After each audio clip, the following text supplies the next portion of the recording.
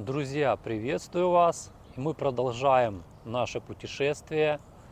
В этом видео мы узнаем о структуре человека немножко больше, разберем некие понятия, разберем, что такое душа человека. Итак, приступим. По сути, наш человек, который сформировался в материальном мире, имеет в себе божественное начало, которое есть дух,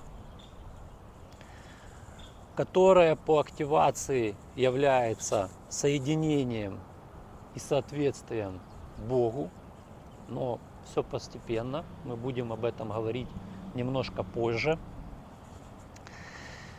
Мы говорили о том, что в ментальном и астральном мире это божественное начало обрело некие оболочки. И вот это вот главное понимать, то, что это и есть душа человека. Душа, которая становится, с одной стороны, это тонкие тела, но по своей сути всему есть какой-то смысл. И смысл души в том, что она становится инструментом. Инструментом для божественного духа, инструментом, способным воспринимать идеи, выражать идеи, инструментом, способным общаться, воспринимать человека какого-то, доносить до него информацию, воспринимать и выражать чувства. Это и есть наша душа, ментально-астральные оболочки. Многие религиозные течения говорят и о душе, и о душе, и о духе, но даже не совсем понимают, что это такое. И вы часто слышали о такое понятие о вечности души. Это очень интересный такой момент, который нужно понимать, это основополагающий момент. И он заключается в том, что предназначение души быть вечной. Но это процесс, к которому душа должна прийти. Потому что качеством вечности, бесконечности, вездесущести соответствует Бог, божественный мир, а изначально душа человека соответствует ментальному миру, астральному миру. И эти миры, хоть и являются тонкими, и, скажем так, время там идет достаточно долго относительно нашего земного времени. Ну как долго, смотря с какой позиции находиться, но это другая тема. Но эти миры не находятся в состоянии вечности. Соответственно, душа человека, имея свое предназначение быть вечной, по сути, вечной не является. Когда человек только начинает свою духовную эволюцию своего сознания. Но по мере того, как растет сознание человека, по мере того, как оно обретает свое осознание тождества и съединность с Богом, единство с Богом, дух проявляется в душе все шире, и только потом душа, ментальное астральное тело обретает состояние вечности. Это и есть состояние святости. То есть святость — это не заслуга за какие-то добрые дела.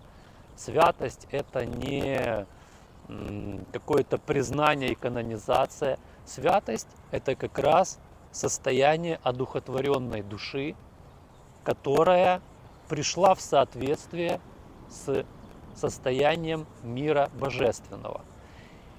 Я немножко вперед скажу об этом, потому что все люди живут, и когда слышат святость, и хоть многие даже относятся к этому с уважением, но у всех, ну не у всех, но у большинства людей такое отношение, что святость это что-то такое вот, ну да, вот был человек, вот он пришел в состояние святости, вот хорошо, мы будем его почитать, мы будем его слушаться, вот что он там написал.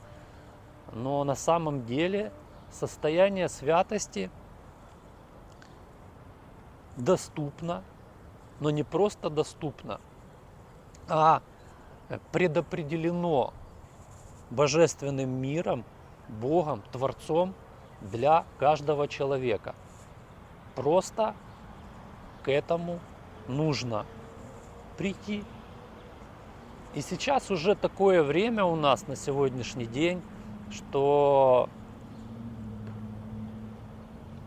человечество, а значит души людские, в своей большей, скажем так, массе пришли к тому состоянию, что их сознание готово воспринять эту информацию и ее реализовать, то есть прийти к состоянию святости. Но об этом мы будем говорить позже. Пока мы только знакомимся с этим. Ну и в завершении этого видео скажем о том, что есть третья составная наша часть. Это наше физическое тело. Как и душа, это инструмент физическое, наше физическое тело, которое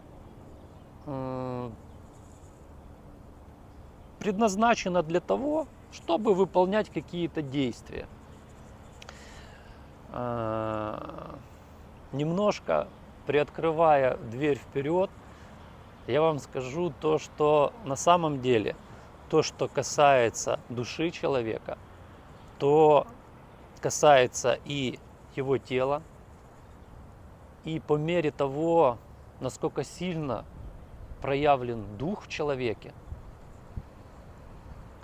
физическое тело может